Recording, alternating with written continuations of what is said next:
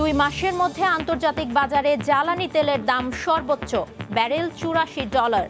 এবছরে $100 ছাড়িয়ে যাওয়ার পূর্বাভাস। এবং প্রায় 70,000 বিদেশি শ্রমিক নেওয়ার অনুমোদন দিল ইতালি। সুযোগ পাচ্ছেন বাংলাদেশিরাও। দালাল থেকে সতর্ক থাকার আহ্বান।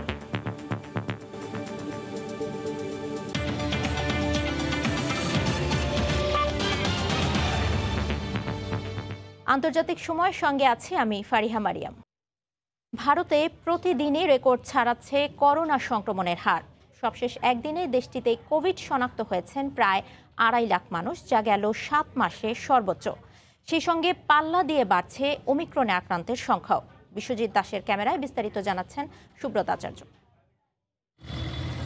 ভারতের করোনা সংক্রমণের কেন্দ্রস্থলে পরিণত হয়েছে পশ্চিমবঙ্গের রাজধানী কলকাতা। শহরটিতে সবশেষ একদিনে আক্রান্ত হয়েছেন প্রায় 23,000, যা মোট করোনা পরীক্ষার প্রায় 41%।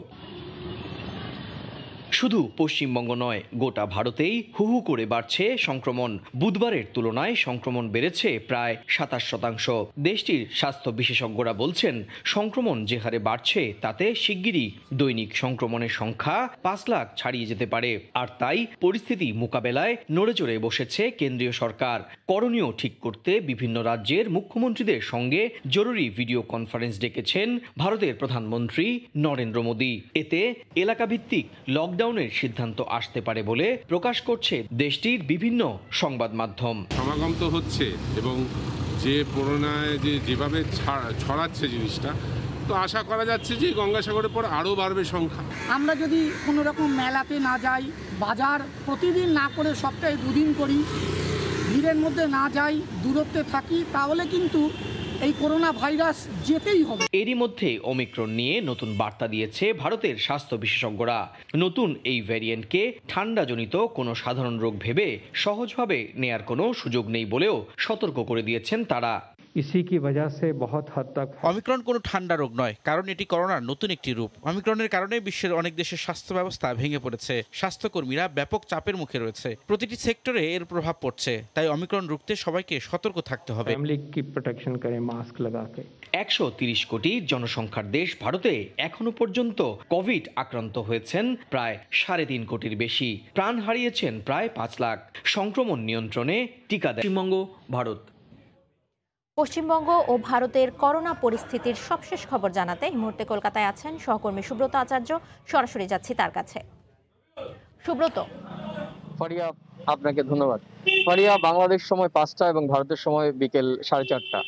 প্রধানমন্ত্রী নরেন্দ্র মোদী ভারতের 29টি রাজ্যের মুখ্যমন্ত্রী এবং মুখ্য সচিবের সঙ্গে ভিডিও কনফারেন্সে মিলিত হবেন। কারণ কি? কারণ হচ্ছে বর্তমান করোনা পরিস্থিতি। আপনি জানেন যে করোনা তৃতীয় ঢেউ কার্যত ভারত জুড়ে সুনামির আকার ধারণ করেছে।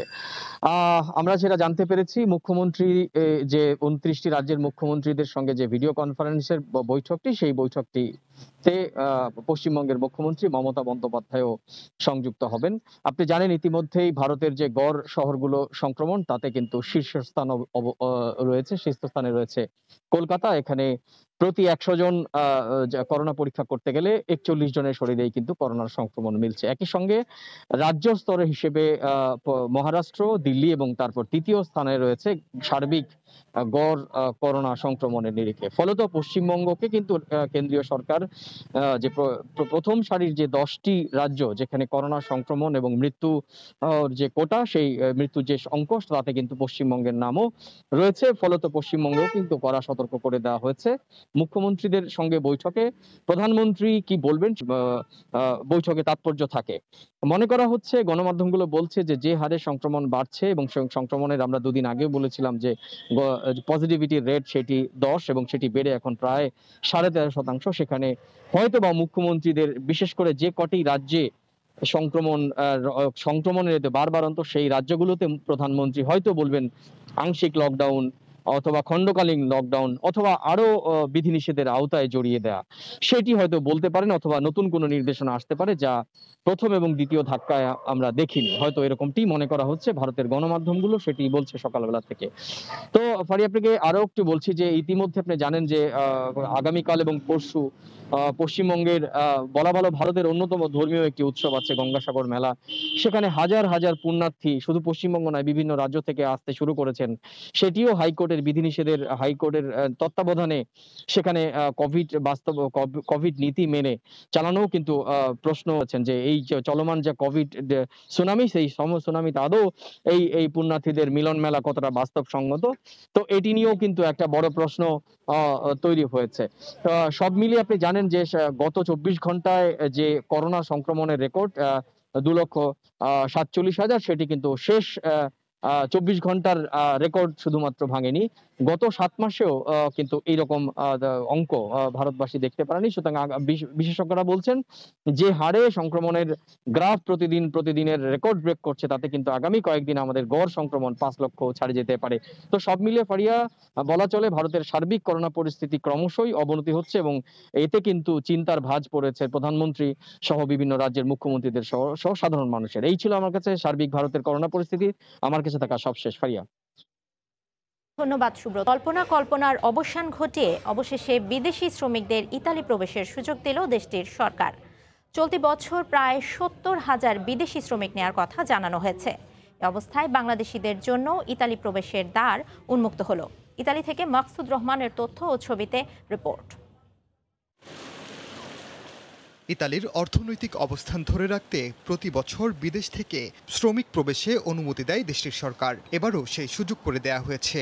বিভিন্ন খাতে চাহিদা মেটাতে 2022 সালে 69,700 শ্রমিক নেবে ইতালি। অন্যান্য দেশের পাশাপাশি বাংলাদেশের শ্রমিকরাও এই সুযোগ পাচ্ছেন। বাংলাদেশ সহ 32টি দেশের নাগরিকদের জন্য কোটা বন্টন হবে 59,000 শ্রমিকের, যার মধ্যে 17,000 স্থায়ী এবং 42,000 মৌসুমি বা কৃষি শ্রমিক। সরকারের এই সিদ্ধান্তে খুশি প্রবাসী বাংলাদেশিরা। ইতালি সরকার যে স্পন্সর ঘোষণা করেছে তার জন্য ইতালি সরকারকে অবশ্যই ধন্যবাদ।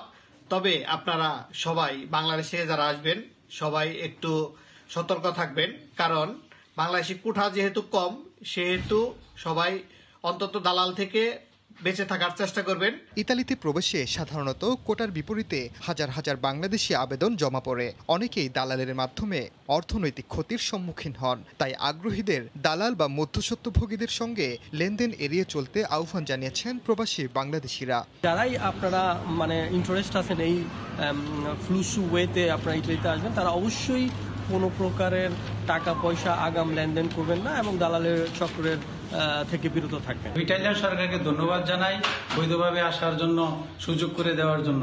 আগামী 17 জানুয়ারি কোটা সহ চূড়ান্ত গ্যাজেট প্রকাশ হবে। 27 জানুয়ারি স্থায়ী, সেই সঙ্গে 1 ফেব্রুয়ারি মৌসুমি স্পন্সর ভিসার আবেদন জমা শুরু হবে এবং তা চলবে 17 মার্চ পর্যন্ত। সময় সংবাদ, ইতালি। বিশ্ববাজারে তেলের দাম গেল 2 মাসে সর্বোচ্চ পর্যায়ে পৌঁছেছে। বার্তা সংস্থা রয়টার্স জানায়, বুধবার আন্তর্জাতিক বাজারে অপরিশোধিত তেলের বেঞ্চমার্ক ব্রেন্টের দাম 2 মাসের মধ্যে প্রথমবারের মতো ব্যারেল প্রতি $84 ছুঁয়েছে। চলতি বছর জ্বালানি তেলের দাম 100 ছাড়িয়ে যেতে পারে বলেও পূর্বাভাস দিয়েছে বিভিন্ন বেসরকারি সংস্থা। দীর্ঘদিন ধরেই আন্তর্জাতিক তেলের বাজারে অস্থিরতা বিরাজ করছে। তবে গেল নভেম্বরে অমিক্রন শনাক্তের পর 2 মাসের মধ্যে সর্বোচ্চ দাম দেখল বিশ্ববাসী। বুধবার আন্তর্জাতিক বাজারে অপরিশোধিত তেলের বেঞ্চমার্ক ব্রেন্টের দাম ছিল ব্যারেল প্রতি $84। যুক্তরাষ্ট্রের ওয়েস্ট টেক্সাস ইন্টারমিডিয়েটের অপরিশোধিত তেলের দামও প্রায় $82 রেকর্ড হয়েছে এদিন। ব্যারেল প্রতি বিক্রি হয়েছে $81.82। সীমিত চাহিদা ও অমিক্রনের দোহাই দিয়ে তেল রপ্তানিকারক দেশগুলোর জোট ওপেক প্লাস প্রতিদিন প্রায় 30 লাখ ব্যারেল তেল উৎপাদন স্থগিত রেখেছে। প্রতি মাসে উৎপাদন লক্ষ্যমাত্রা বাড়ানোর চেষ্টা সত্ত্বেও প্রযুক্তিগত জটিলতায় বিভিন্ন দেশে সরবরাহে তা ব্যাঘাত ঘটছে বলে জানিয়েছে গণমাধ্যম। 2020 সালে মহামারীতে চাহিদা তলানিতে নামার পর তেল উৎপাদন সীমিত রাখার সিদ্ধান্ত নেয় ওপেক প্লাস। কোভিড পরিস্থিতির অবনতি হওয়ায় ছোট উৎপাদনকারীদের অনেকেই সরবরাহ বাড়ানোর সাহস পাচ্ছে না বলে জানিয়েছে রয়টার্স। আন্তর্জাতিক বাজারে জ্বালানি তেলের দামের বিষয়ে আর্থিক সেবাদাতা প্রতিষ্ঠান মর্গান স্ট্যানলি পূর্বাভাস দিয়েছে এই বছরের তৃতীয় প্রান্তিক নাগাদ ব্রেন্ট ক্রুডের দাম অর্থাৎ অপরিশোধিত তেলের দাম $90 ছাড়িয়ে যাবে। সীমিত উৎপাদন ক্ষমতা আর স্বল্প বিনিয়োগের কারণে বছরের দ্বিতীয়ার্ধে তেলের দাম নিয়ন্ত্রণ করা কঠিন হবে। ওমর ইনান, সময় সংবাদ। দেখছেন আন্তর্জাতিক সময়। আবারও করোনা প্রসঙ্গ। ওমিক্রন দাপটে সৌদি আরবে বেড়েই চলেছে কোভিড আক্রান্তের সংখ্যা। নতুন করে লকডাউনের গুঞ্জনে আবাসিক হোটেল ব্যবসায় ধস নামার আশঙ্কা করা হচ্ছে। এতে করে ক্ষতিগ্রস্ত হবেন প্রবাসী বাংলাদেশিরাও। জেদ্দা থেকে আল মামুন শিপনের রিপোর্টে বিস্তারিত। সৌদি আরবে প্রতিদিনই পাল্লা দিয়ে বাড়ছে করোনায় আক্রান্তের সংখ্যা। ওমিক্রনের দাপট ঠেকাতে দেশটিতে ফের কঠোর বিধিনিষেধ আরোপের সিদ্ধান্ত নেওয়া হতে পারে বলে গুঞ্জন উঠেছে। এই মুহূর্তে আসলে ওভারকাম করাটা আমাদের জন্য খুবই কষ্টকর এবং খুবই একটা যন্ত্রণা। এই হোটেল ব্যবসাটা এখন একটা যন্ত্রণাদায়ক হয়েছে। এর মধ্যে আবাসিক হোটেল ব্যবসা ও বিভিন্ন হোটেলে কর্মরত শ্রমিকের সংখ্যা আগের তুলনায় অনেক কমে গেছে। এছাড়াও মক্কা মদিনায় হাজিদের জন্য আবাসিক হোটেল এবং খাবার হোটেলে কর্মরত প্রবাসী বাংলাদেশিরা কর্মহীনতায় রয়েছেন। আমরা এই মক্কা শহরে বিভিন্ন হোটেলে বিভিন্ন জবে আমরা জড়িত আছি। আবার যদি সেই আবার লকডাউন আবার বন্ধ হয়ে যায় হোটেলগুলো, আমাদের চাইতে এর চাইতে আর কষ্টের চাইতে আর বড় বিপর্যয়ের সম্মুখীন আর হতে হবো না। গত 1-2 বছর যাবৎ আমরা কর্মহীনতায় ভুগছি। কোভিড মোকাবিলায় সৌদি আরবের সরকারি এবং বেসরকারি সব প্রতিষ্ঠানে ভ্যাকসিন সনদ। এই ছিল আন্তর্জাতিক সময়। সঙ্গে থাকুন সময়।